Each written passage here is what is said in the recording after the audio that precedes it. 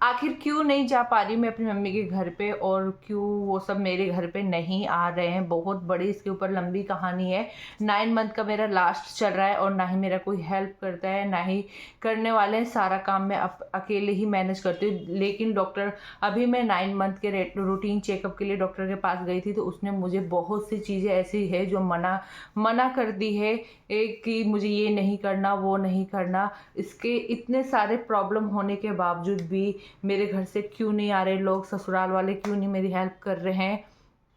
आपके माइंड में भी बहुत सारे क्वेश्चंस है, और क्यों मैं अपने घर नहीं जाती हूँ, इसका बहुत बड़ा रीज़न है। चलिए मैं आपको बता देती हूँ। तो गाइस, अभी मैं 9 मंथ के रूटीन चेकअप के लिए गई थी, तो डॉक्टर ने मुझे सब कुछ मना कर दिए करने के लिए, जो भी हो झुक के, जैसे बार बार स्टेयर अप डाउन करना या झुक के चीज़ें उठाना, पोछा लगाना, मॉपिंग करना, मुझे मतलब बैठ के पोछा लगाने के लिए मना कर दी है। मना इसलिए कर दी क्योंकि मैंने ही सामने से डॉक्टर से पूछी थी कि क्या मैं बैठ के पोछा लगा सकती हूँ, तो डॉक्टर ने बोली कि अभी तक की आपकी जर्नी काफ़ी अच्छी रही है, तो आगे भी आप रिस्क ना लो, 1-2 हफ्ते की बात है। या तो आप खड़े होकर पोछा लगा लो, या किसी की हेल्प ले लो, या मोपिंग कुछ दिन मतलब इन सब से दूर रहो, स्टेयर्स के ज़्यादा अप डाउन नहीं करो। तो इतना होने के बावजूद क्यों नहीं मेरे घर से हेल्प करने आ रहे? तो रीज़न ये है क्योंकि मेरा जो बेबी है 4+ का है, और वो स्कूल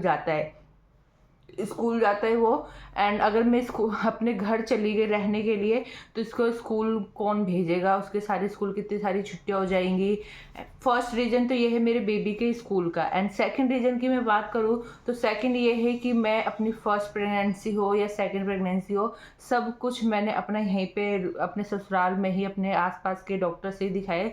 जैसे कि आप सभी को पता है, फोर्टिस हॉस्पिटल में ही।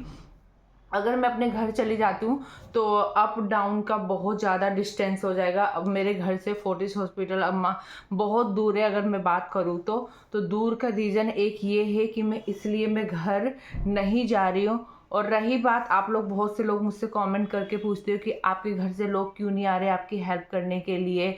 तो पहला रीज़न ये है कि मैं क्यों नहीं जा सकती, मैंने आपको बता दी। एंड वो क्यों नहीं आ रहे हैं, क्योंकि अभी तक की मेरी जो 9 मंथ की जर्नी थी गाइस, काफ़ी अच्छी रही है। जैसा कि आप सभी को पता है, एक्टिव रही हूँ, हेल्दी रही हूँ। लेकिन अभी मुझे डॉक्टर ने कुछ चीज़ों के लिए मना कर दिए। बट ऐसा नहीं है कि मैं बिस्तर पर लेटी हुई हूँ या मुझसे कुछ काम नहीं हो रहा, खड़ा नहीं होया जा रहा है या कुछ, क्योंकि डॉक्टर ने मुझे एक्टिव रहने के लिए ही बोली है उसने मुझे कि अपने छोटे मोटे काम तो तुम्हें करते ही रहना चाहिए।